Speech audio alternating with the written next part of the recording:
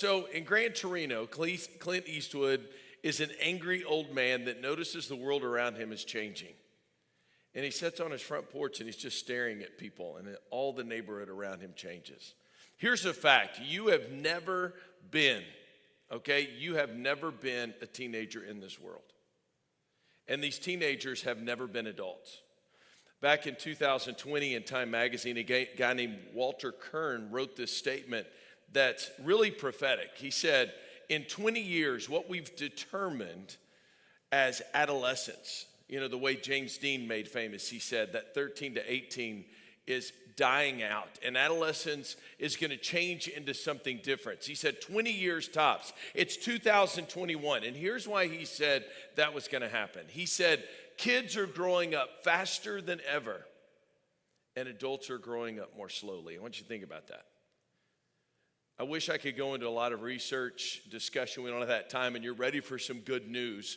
But what took us 5 years to get across childhood to adulthood, that time in life where that began in the body, always ends in culture. And here's the questions. Who am I? Do my choices matter? And where do I belong? That used to be a 5-year journey. So when I came off my front porch and went to college when I was 18, my mother made my room into a sewing room. Okay, that's what happened. Today, the parents keep their sheets tight and clean and ready, because the idea today in adolescent culture, when you answer those 3 questions, is not at 18 or 19, it's the mid-20s. That's not even arguable. That is standard psychosocial research. So in that world, here's the Gran Torino man sitting there going, something is different. Now, I grew up with the front porch. Grew up in Louisville, Texas, right down the road. And what was so interesting about growing up in Louisville is our parents literally let us walk everywhere. We played in the sewers. It was crazy. No one cared. You played until your mom flashed the lights, right? And then you had to come inside.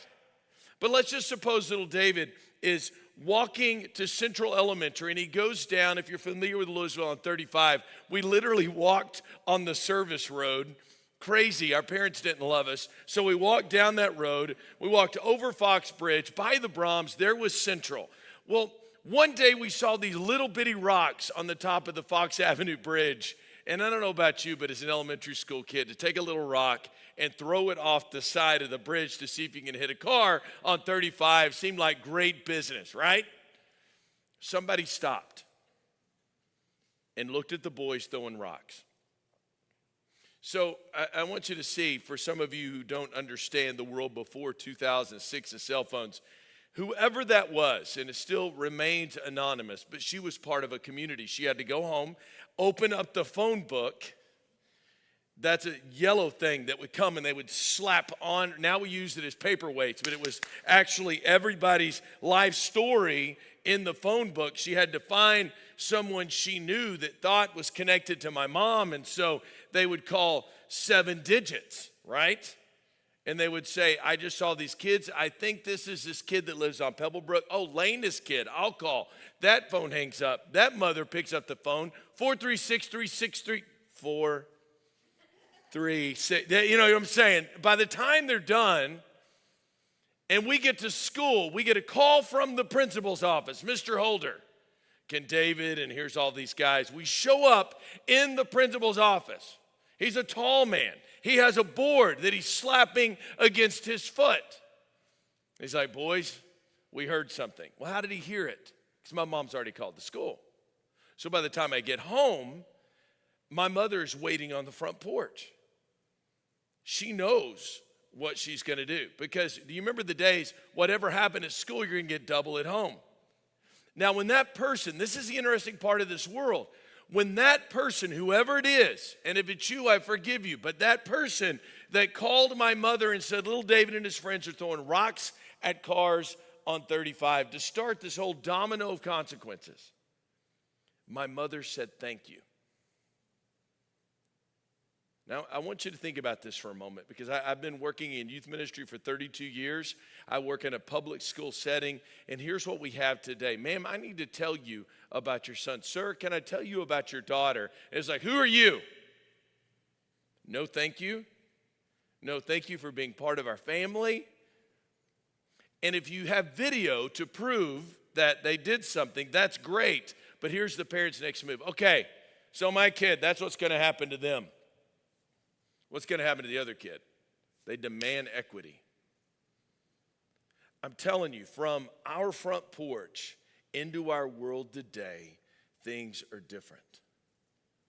Beth said it earlier, and I'm going to say in a book called The Moral Development of Children, this guy Banks said this, that we lived in a world where church, home, school, and community all surrounded on that front porch to raise that child. That world does not exist anymore. Now you're like, wow, don't cut me off and go to Andy Griffith reruns, please. Okay, that doesn't work. But there's some secret even in the Andy Griffin show. Because Andy was a single parent. And N.A.P helped raise the kid. And whatever that Barney guy was doing with the one bullet, right?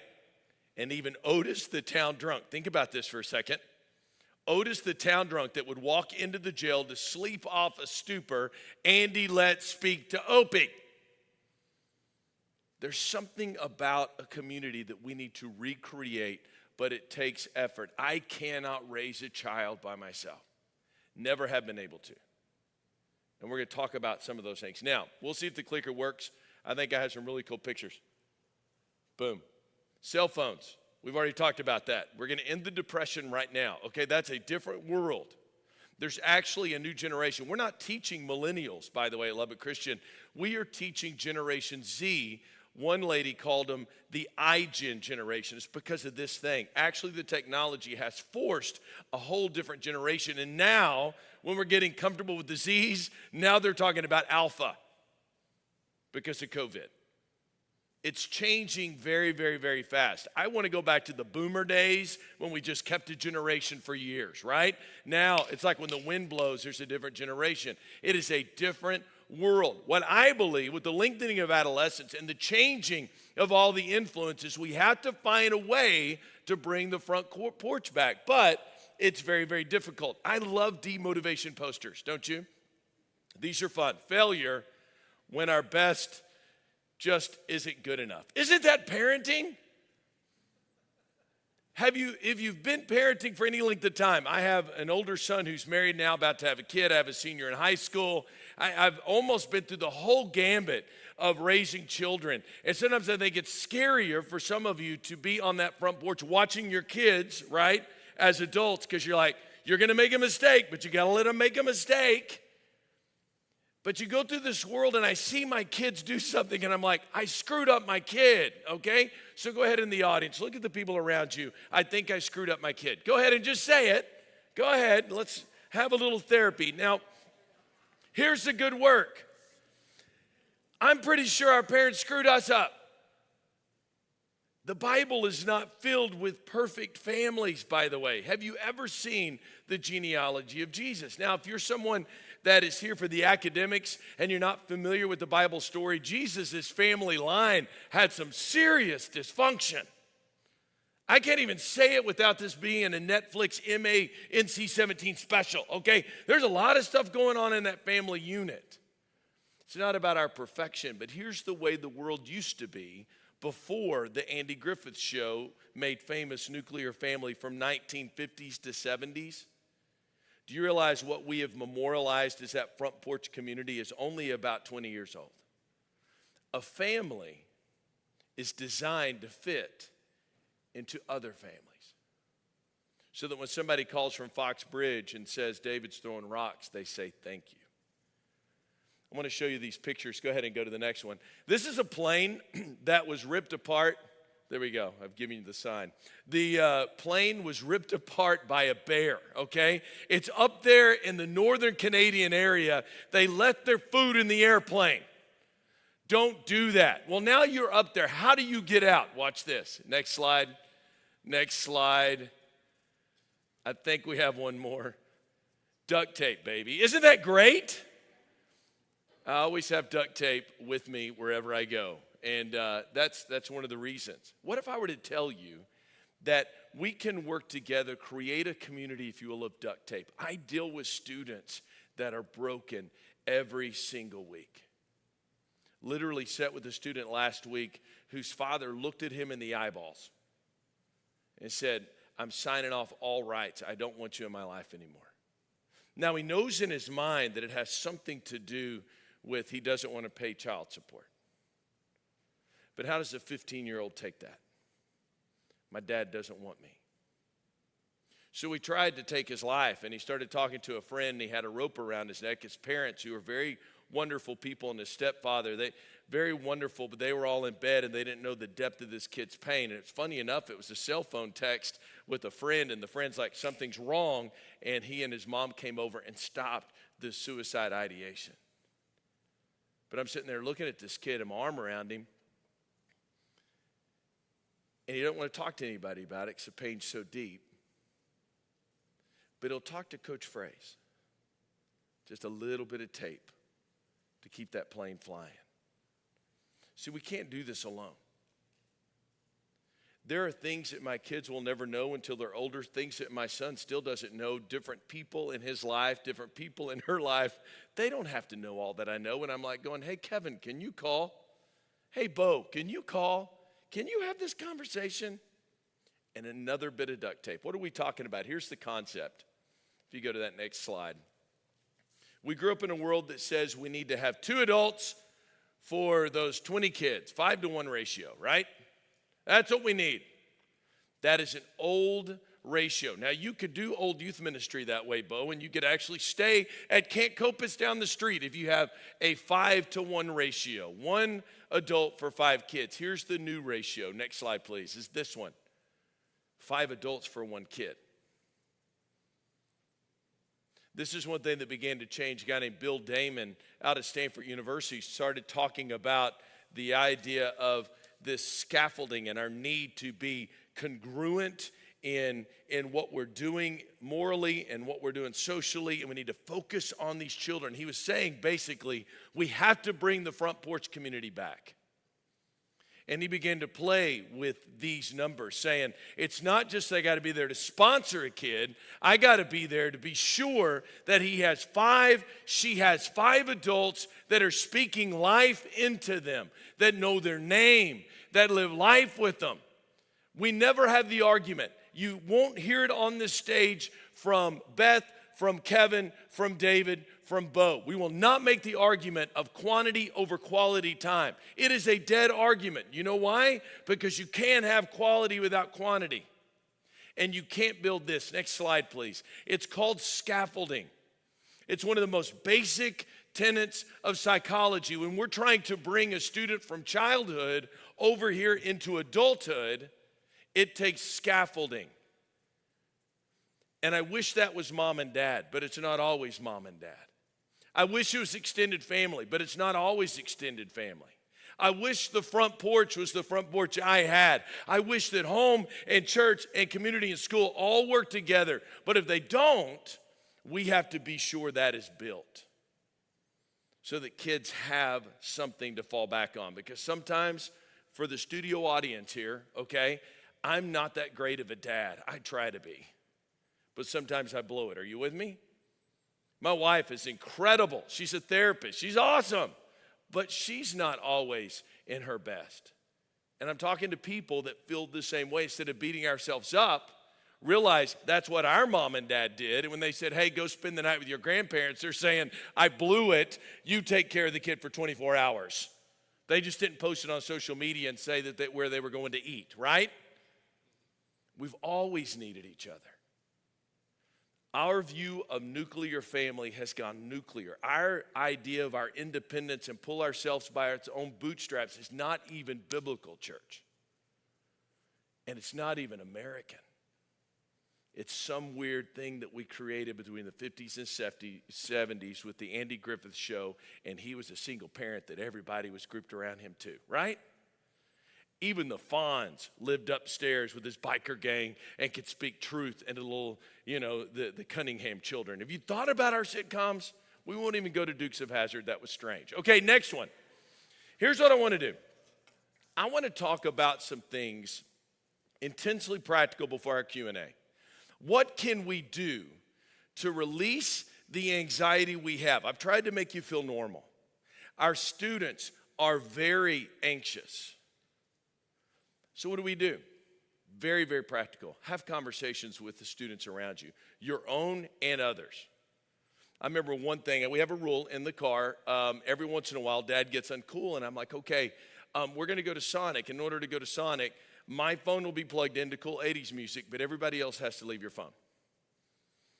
Right, we don't get to text it. Yeah, if you want ice cream, if you want a Sonic run, no technology but my music, and they usually go for it.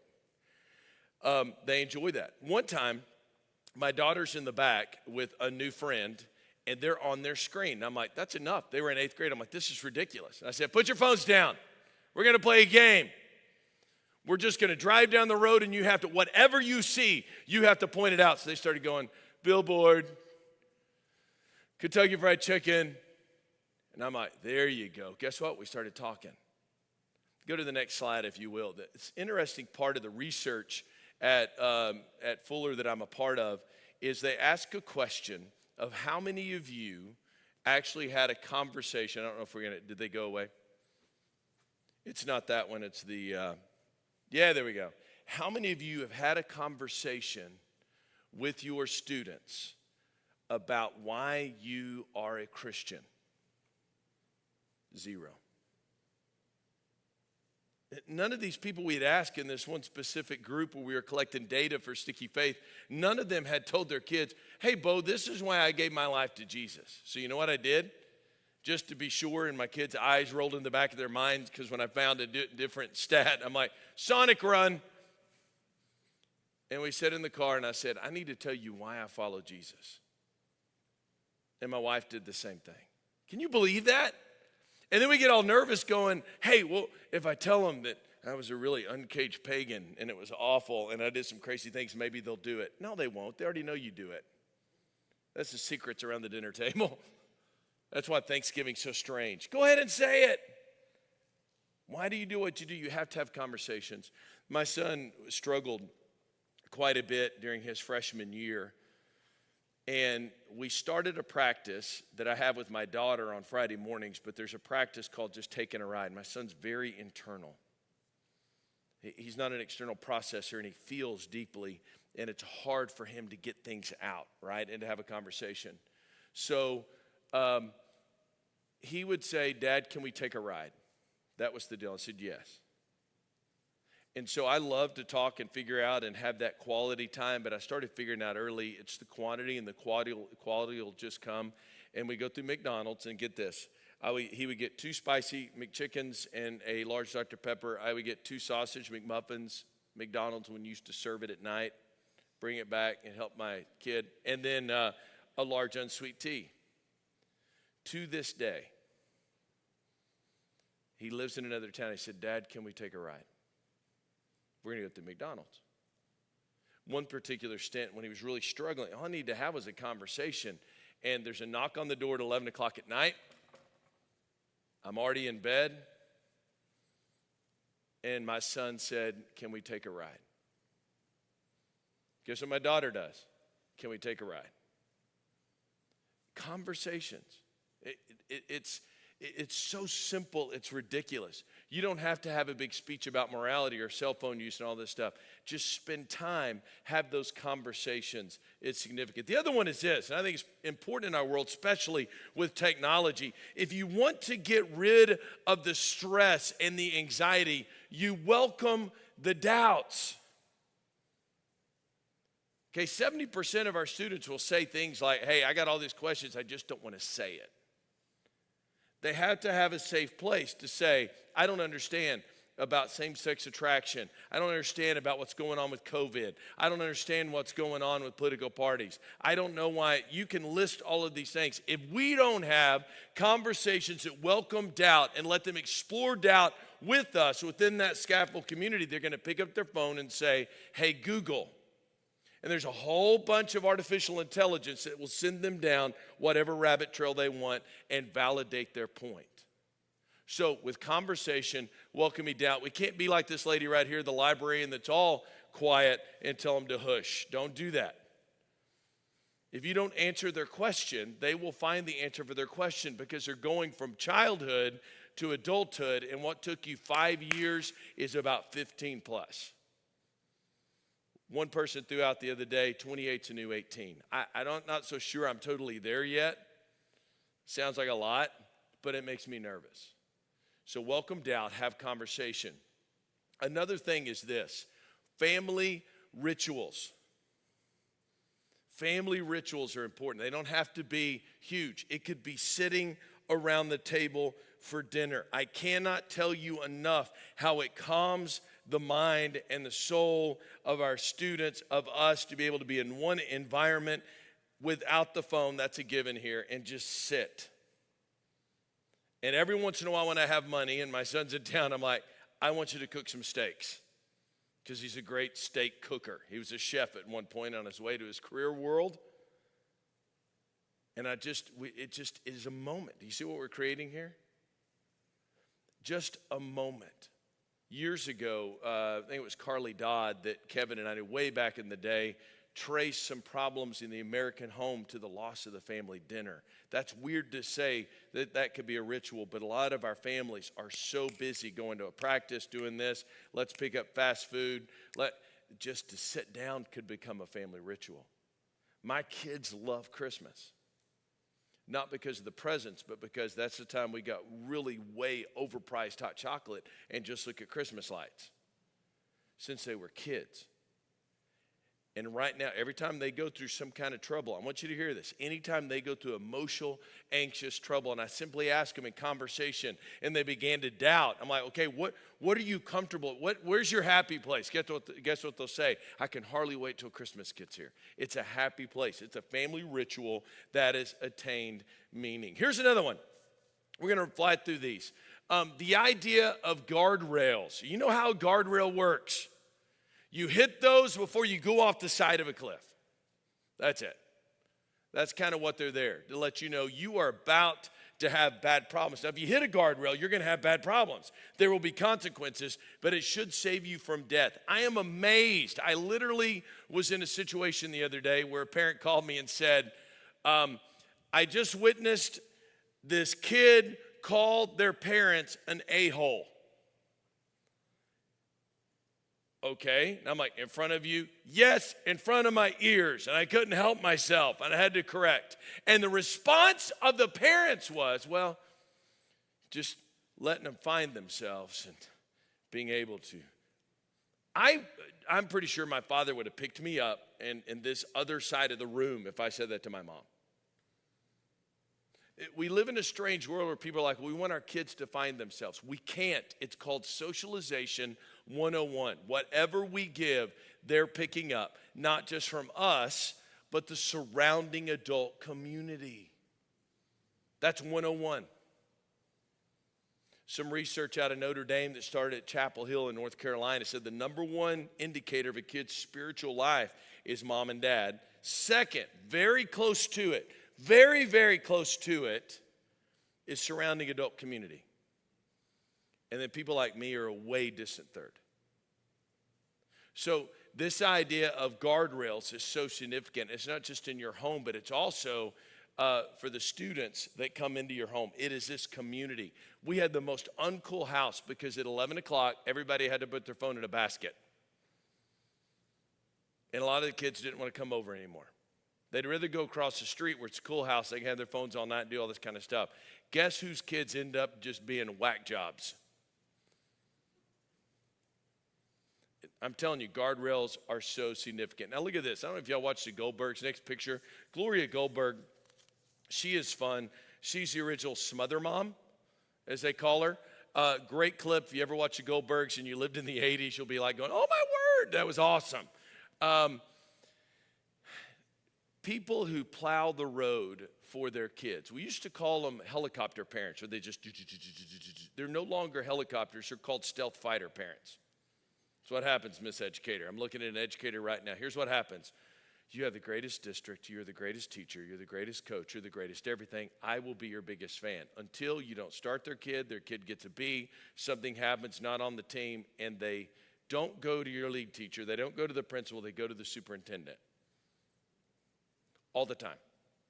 The Today Show, which is usually about a year or two behind everything, said the other day that they call them lawnmower parents. Come on behind me. Here we go. And the inability to let a kid self-regulate, it goes back to a lot of stuff Beth was talking about with the cell phone, but they don't know how to be resilient and self-regulate and handle failure. And that's the next slide, if you would. Failure happens. It happens with us. That's why we just acknowledge that at the beginning. We got to take a deep breath. You will not have a tremendous day every day being a parent. Cut yourself some slack. You're going to run into the guardrail, okay? That's awesome. You didn't go off the cliff. Teach you a little, I am sorry. 3-letter word. Usually we use it too. I am sorry. There are times that I've gone to my kids, young and old, and say, I blew that. I talked to your mom wrong. I handled this situation wrong. You heard me talk about whatever in the car wrong, because they need to see I hit the guardrail, and they need to see me correcting. And they need to see my wife and I say, yeah, your dad did this, I did, but here's the deal, okay? I know this is all age appropriate, but they know what you do when you close the door and they hear yelling in the other room. So, yes, we have failures. It's not fatal. Say, I'm sorry, move on. But your kids will fail, and I need you to hear this, okay? One of the things of resiliency and the things that Beth and I face, and Kevin, when we work with students, is this.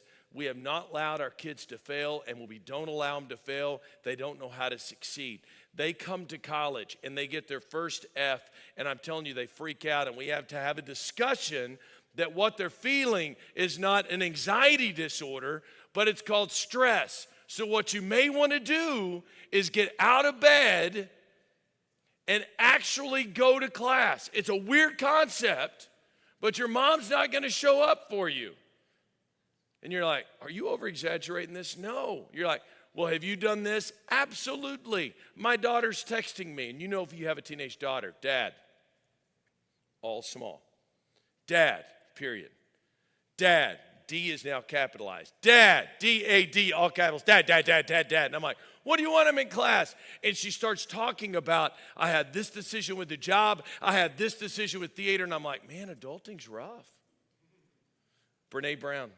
Good at this. I'm empathizing with her. What are you going to do? Dad, I'm like, no. And then she said, you better not talk to. I said, I'm not going to do anything. And I led her through an adult conversation. Well, what do you need to do? And so in that, failure became success because she did exactly what she's supposed to do. She got an immediate return from a text, and she goes, did you talk to? And I said, no, this was all on you. And all of a sudden, she's like, I just did adulting. It's amazing. My son hated school. Brilliant. Missed one question on the STAR test. One. Hates college. It's like, nope. And that's fine. He decided his senior year, I don't want to go to school anymore. So the week before spring break, sleep in. And Lisa and I do weird things when they're seniors. We tell the school, hands off, we're going to see if they can make it.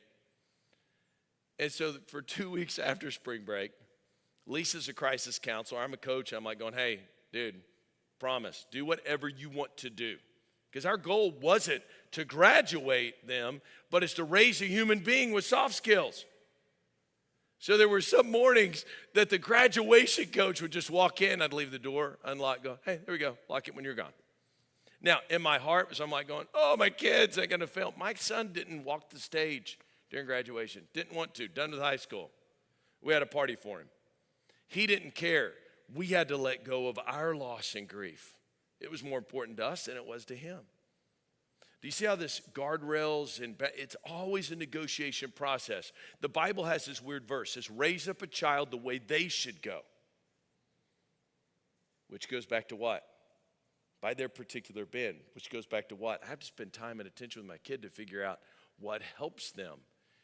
I need to spend time and attention with other people so they know what makes my kid tick. So do you know what got my kid out of bed after 3 weeks? A football coach that my son didn't play football for 3 years after that, but he loved, and this guy had a relationship, and he walked in with a stack of papers.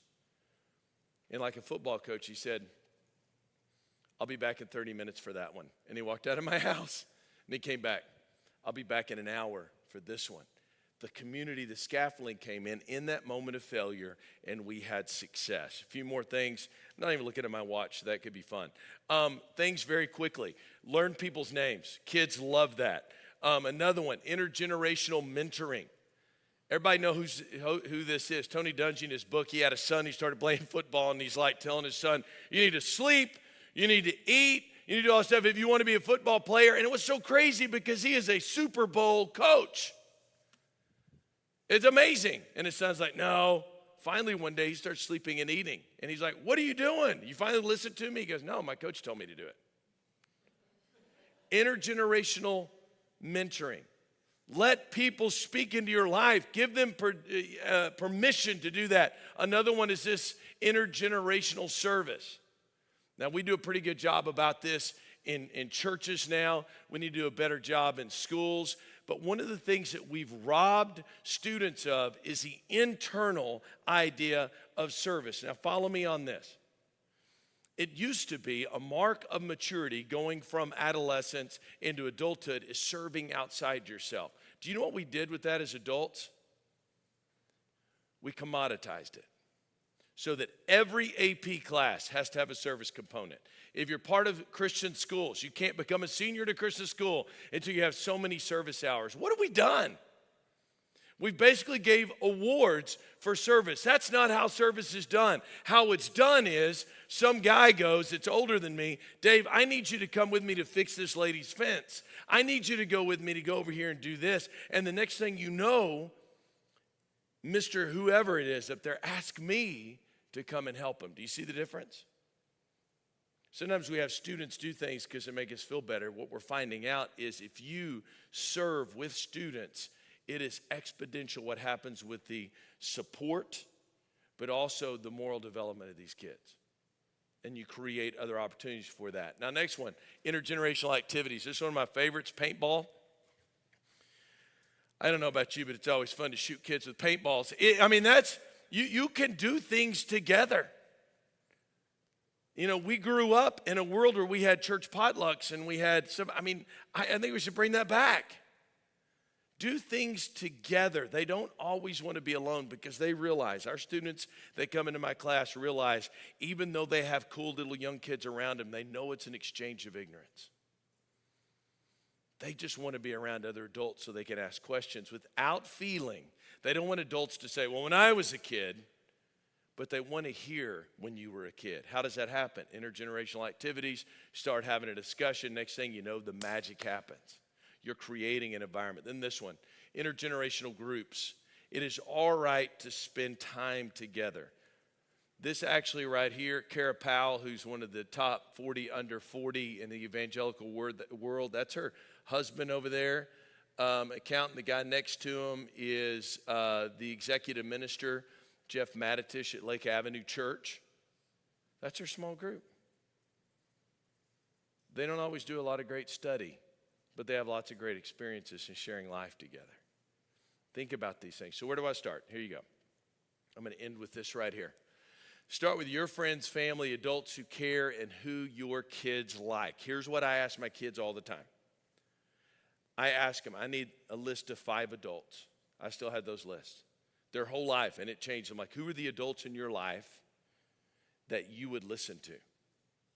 So at different times, when my son graduated from high school, these 5 adults came together, and I bought them all steak, and I said, would you just speak into my son's life? And there were tears, and there was blessing. And I'm like, whoa, I didn't know it was going to be that emotional, just because they were selected to be part of the 5. When my daughter moves into high school, we're like, can you write letters to her so she'll have those, and they keep them. Ask them, who are those kids? Ask your kids tonight. Just say, who are the adults? If it's not us, who would you listen to? Write those names down. And then ask them to begin to speak into your kid's life. Would you show up to their games? Would you just call them? Would you just text them, okay? Snap them if you're really a cool grandparent. Do whatever you could do to be in their world. So that's how you start. So let me give you that illustration of this movie, Up. Remember that? Grouchy old man. He puts balloons on his house and floats away because that happens. I mean, it's a very realistic movie. And this boy is needing a merit badge, right? He doesn't have a father figure. And he gets trapped on the porch, and they go with talking dogs. I mean, it's a weird story, but it's great for this next moment. Look at this.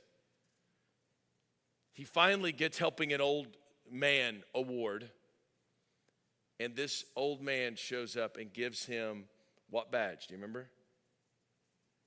It's his wife's badge. The little grape soda thing. It's the greatest moment. So that's it. We have to build scaffolding. There's nothing I gave you that's rocket science, and that's why it's going to work. And it's sad. I'm telling you, you are the program. We are the program. If we're not going to help them, nobody else will, because the phone's not doing a good job. We still have a responsibility. The Bible put it this way.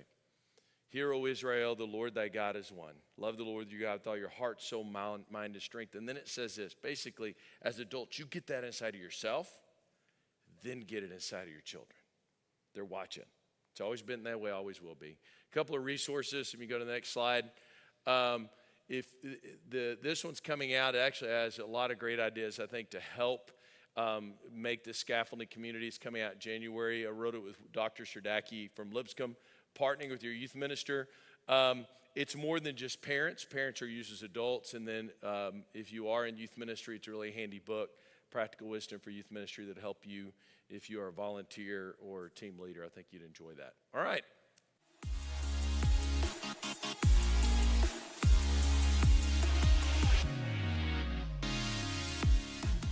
David, thank you so much for being here today. You gave us a whole lot, and I want to come back to a couple of things that you said, and I just want to kind of unpack those a little bit more. You used the metaphor of scaffolding. You started with that, you ended with that, and what I hear in that is that the kid is the house. The kid is the structure that's being constructed, that's being built, that we are, in fact, maybe the general contractor. We are the person who has been responsible for organizing all of the people that are going to interact with this structure that's being built. And the metaphor of the scaffolding, this idea that it's not just one thing that's going to be moving around this house as it's being constructed, but it's going to be constructed all around it so that it gets evenly built over time. Is that really what the metaphor is pushing? There's, if you fall, if you're doing construction on this house and you fall, scaffolding, hopefully you'll just fall to a certain level. Something will catch you. And if you look at adolescence as a tightrope, if you will, going from childhood to adulthood, especially in the middle is when you need those balancing agents, because it's really swaying back and forth. So sooner or later, failure will happen like we were talking about, and they're going to fall. So they should fall into the care and support of a loving adult community that bounces him back up on that tightrope and says, we could do it, let's keep going. Okay. And it's a beautiful thing when it all happens. Okay, all right. You talked a lot about intergenerational mentoring, service, activities, groups. You covered a lot of different areas. And so for those that may be watching that have that aren't involved in a church community, that don't really, I don't know what that's like because I'm involved in one where these options are much more easy to access. Where are some areas that you see people accessing the intergenerational community outside of a religious group? Oh, it's wonderful. Thank you for that question. So first, intergenerational, if I don't say it, I don't get paid. And so it's not just being in the same proximity with older people and younger people. It's actually interacting. And a majority of my time now in my ministry context is working with athletic teams. And it's amazing how much it doesn't have to do with the actual sport. It has to do with the conversations leading up to the product on the field. A lot of it's being available. So sports teams, theater, band, any of those activities that I think, yes, they're going to be competitive, but they have healthy support structures, I found to be very, very valuable.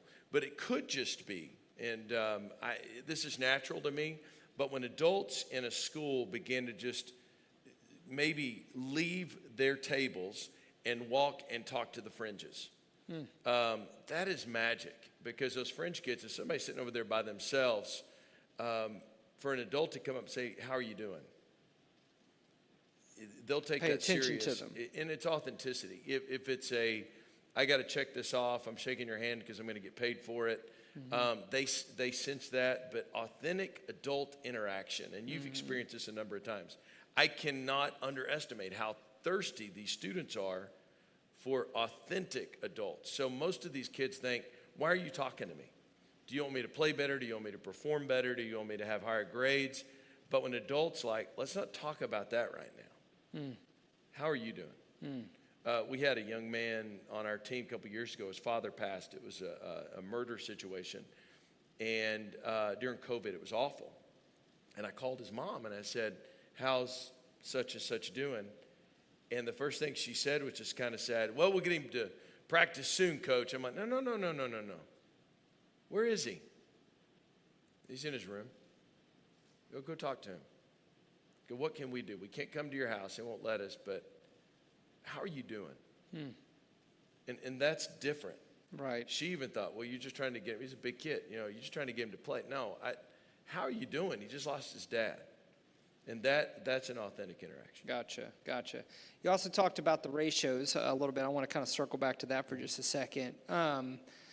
When I think about our society at the moment, and I think about most kids, I don't remember if you said this or this is what Beth said earlier. I think it was you about teens raising teens.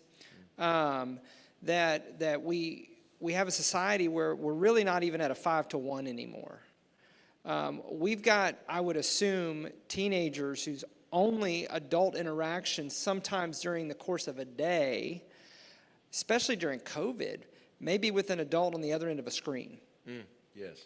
And then maybe even at school, they don't really interact with their teacher much because they're maybe in a lecture, or like our kids are today, they're sitting with a computer screen in front of them at school, at a desk with a teacher that may never really interact with them on a connection level like you're talking about. And so I'm kind of wondering, how do you get to that 5-to-1, 5 adults, 1 kid, given the way we're structured?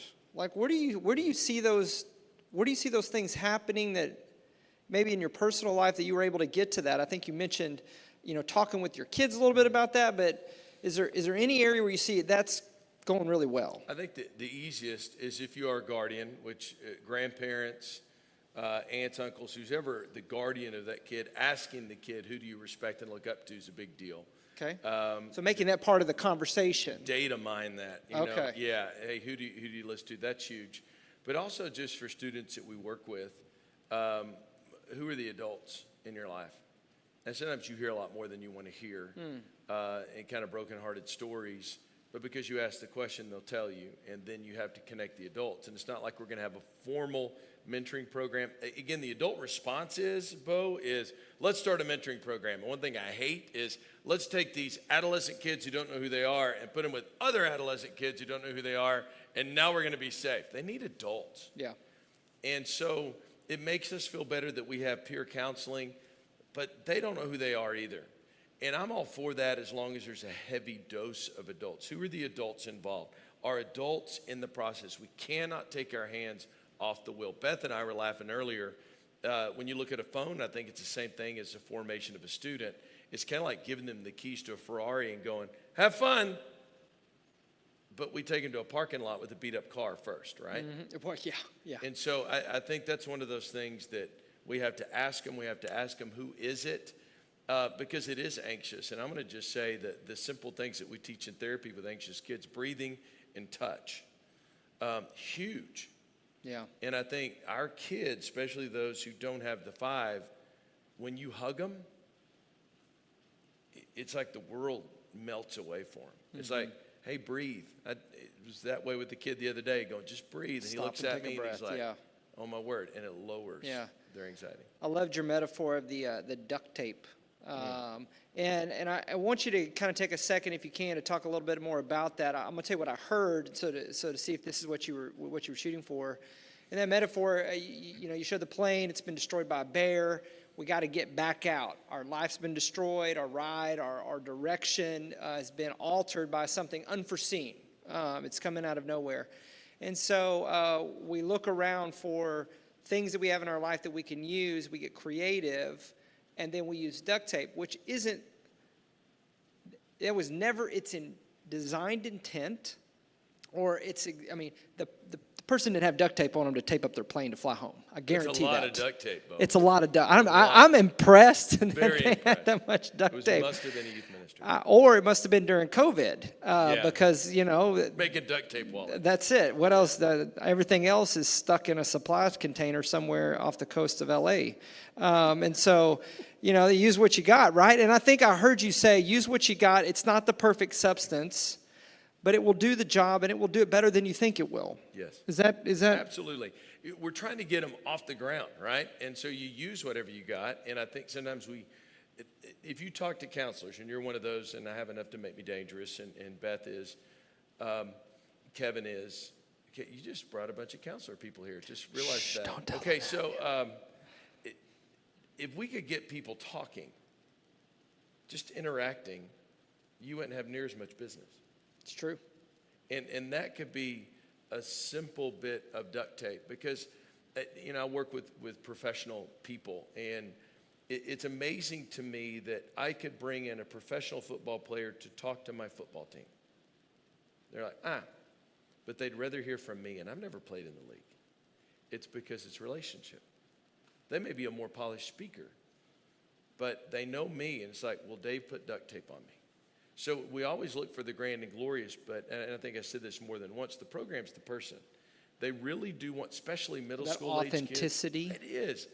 No matter how dysfunctional, and this blows me away, in the literature and in the social science, that especially the middle school ages, the number one player in a kid's life is their family, no matter how dysfunctional. So a little bit of attention goes a long way.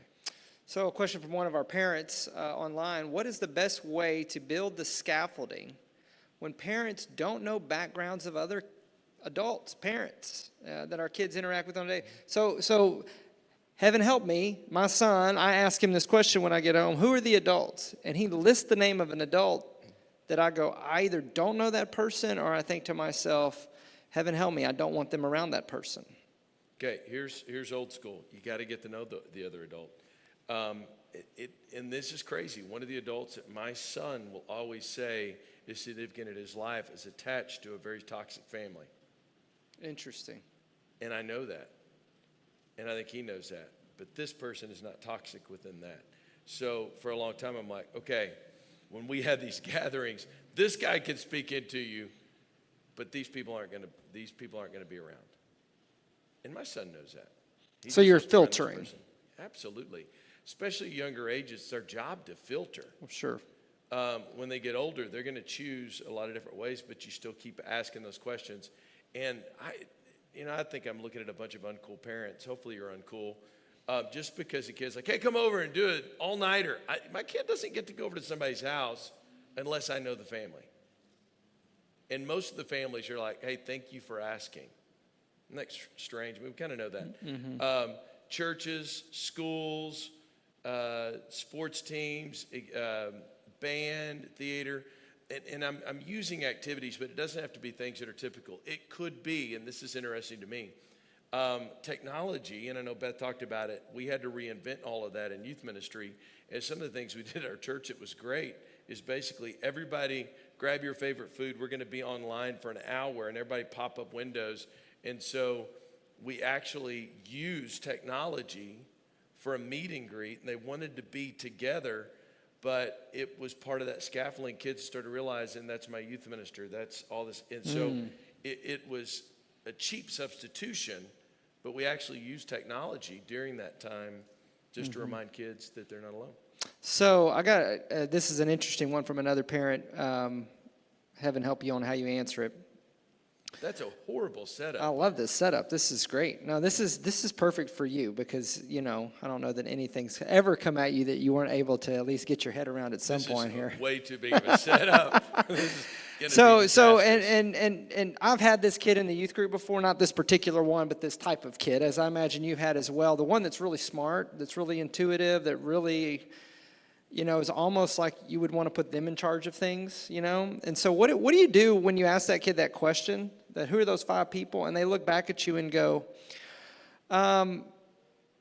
those people are worse than any other people that I know. Those people are not good peers. There's nobody around me that's the type of person, mom or dad, that you would want me to have in my life. What do you think you do there? Well, two things.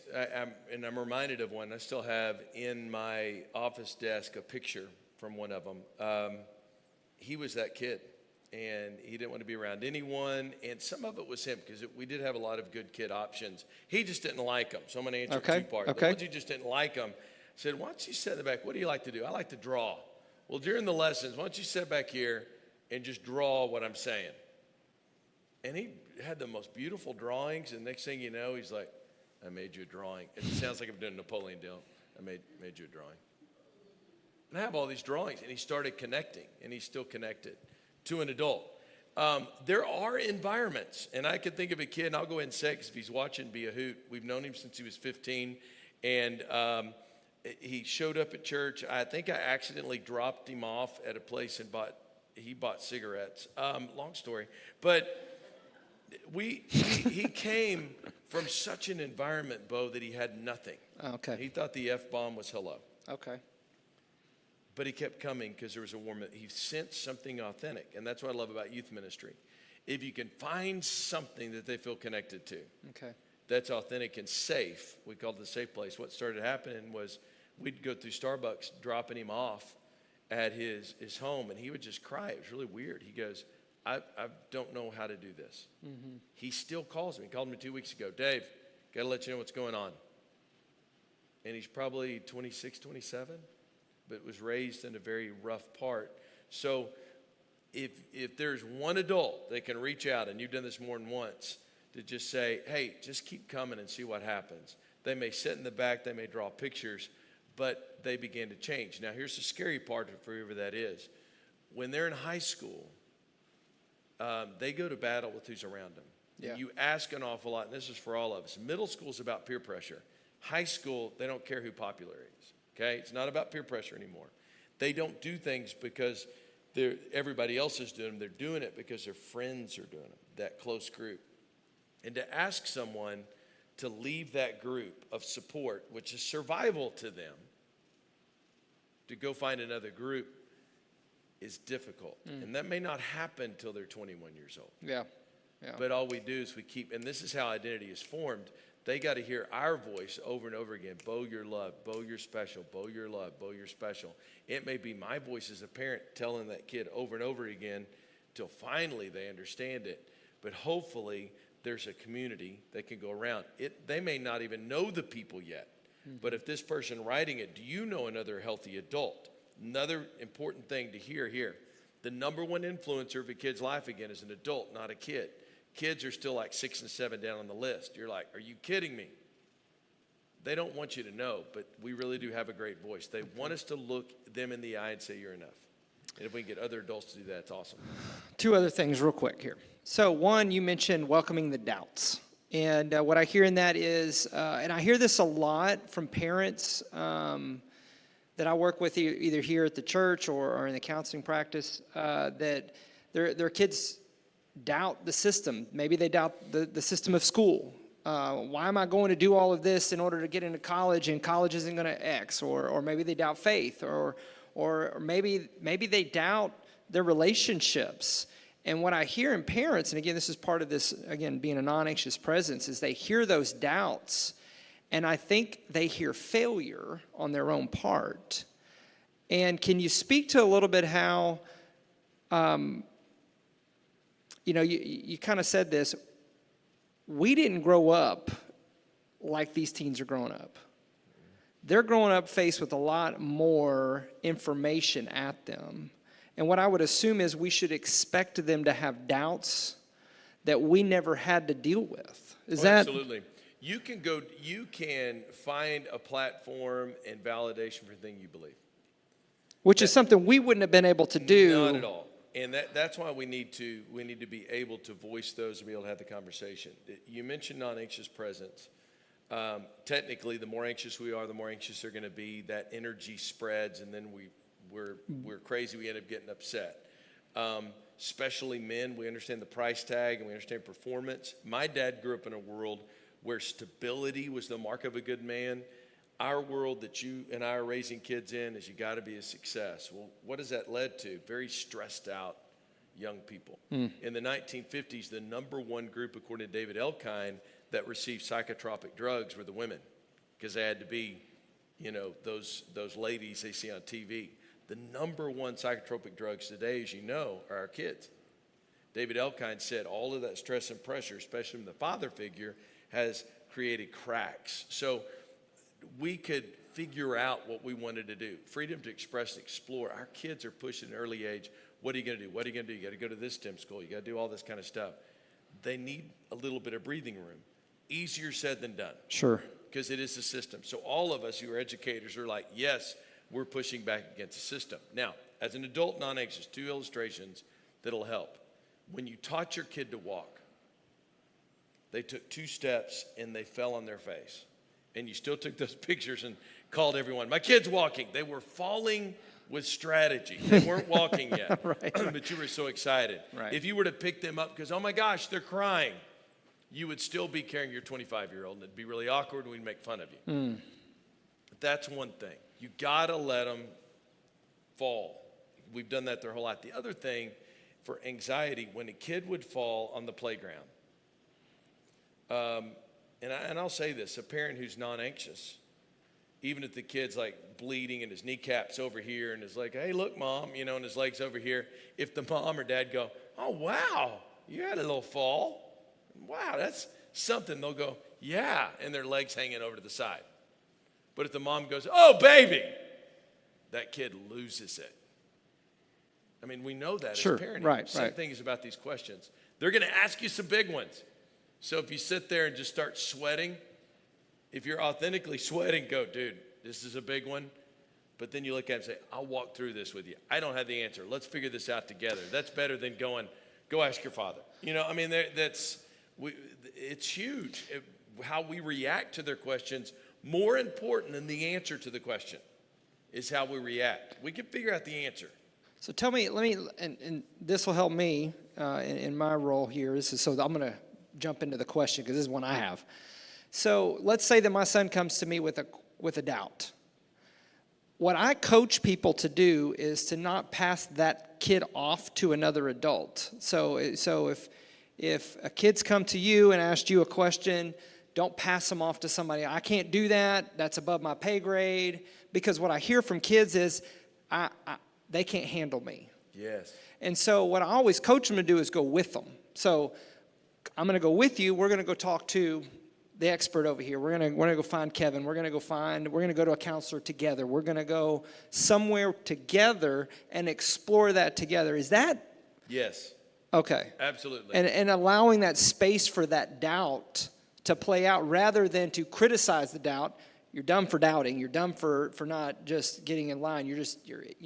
And I think we tend to kind of get into the fear mode sometimes where that's what plays out. And so I'm assuming when you're talking about giving space for that doubt, it's not necessarily, using your scaffold, let's hand them over here for this person to talk to them. Although there's times that's appropriate, but it's to go with them in their doubts. And that should be in your head. Who can be the resource? What could happen here? But they know when you're like, hey, just go do that. Go do that. Go do that. And that increases frustration. It decreases authenticity. And it also creates suspicion in the system. Questions of faith. If we're like, well, we don't talk about that there. Suspicion. In the school. Why do we have to do this? Create suspicion. You have to express and explore doubt. And they understand in their world today. And I know this is a big topic. But if you set a standard of civil discourse, I do this every semester. We're going to, everything is fine. We can talk about anything. We're going to have civil discourse. Safe conversation space. This is a safe place. Okay. Most people will say, okay, I get it. Because you've opened yourself up to it.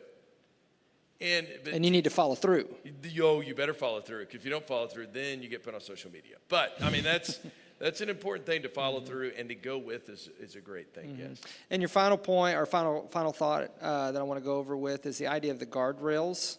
And so, mentally, I think about driving down a road, and I think about all the places that I see guardrails.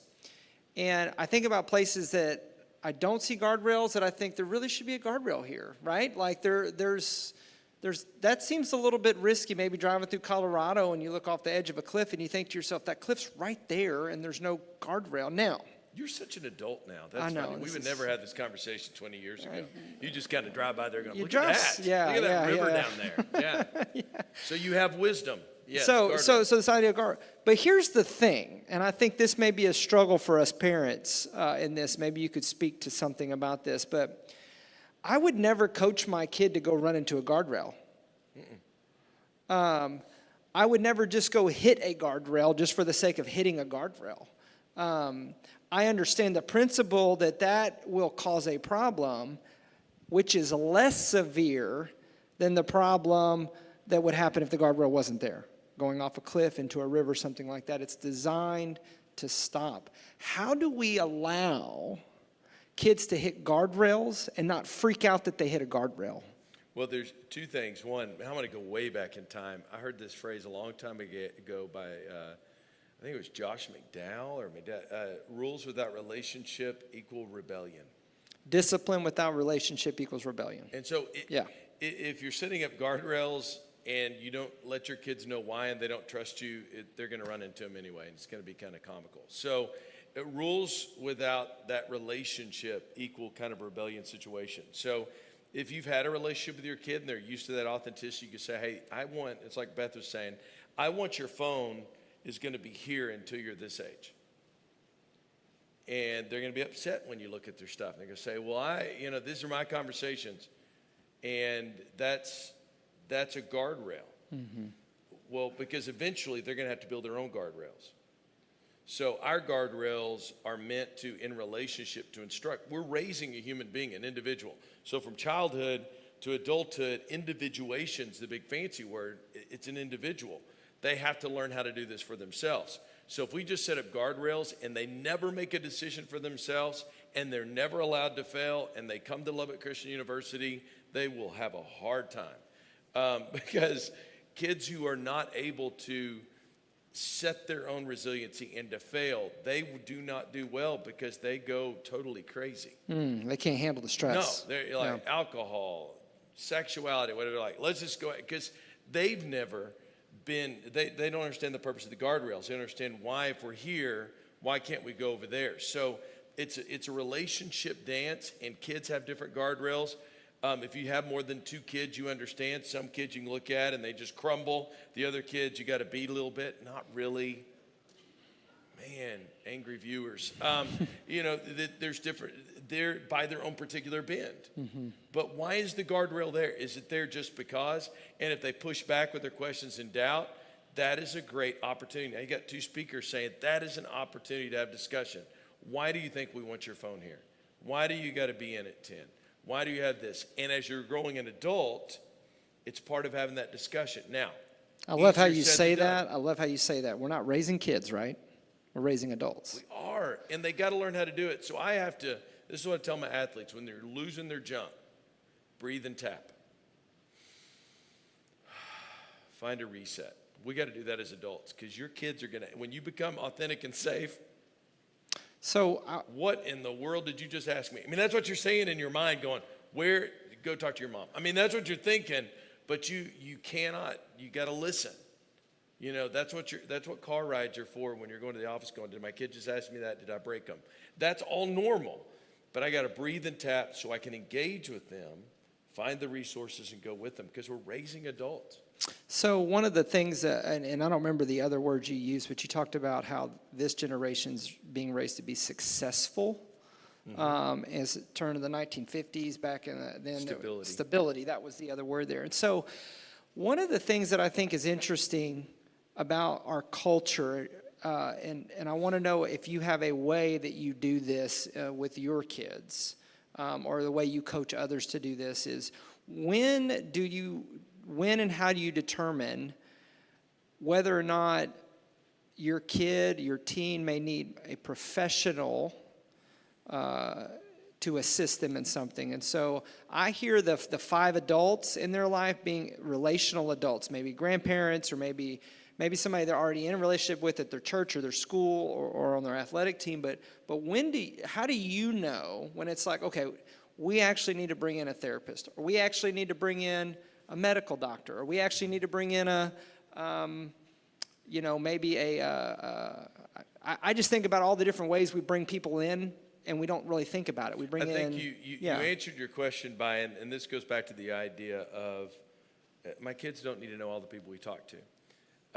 Part of a scaffolding community, and you'll see this in that book on when it comes out in January, is there are individuals in our life that have gone before us. There have always been a group of parents, and I'm like, I have no clue what to do with my kid right here. And so I would call them and say, what do you think a good consequence is for this?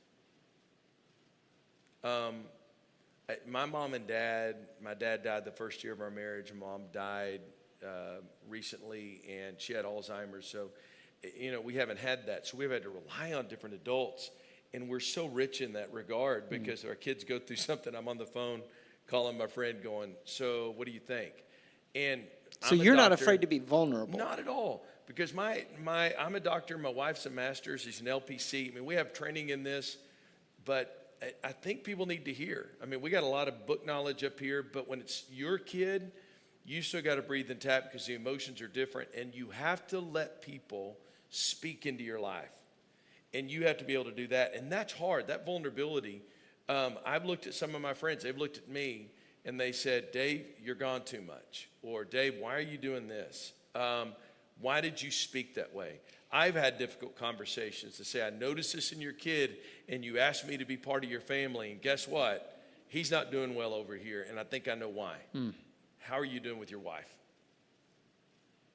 Now, that really will ruin a Sonic run, but for that moment, that's how you connect the scaffolding. I mean, literally the people you've invited here on this stage. Kevin and I have been friends a long time. Beth has had my kid in class.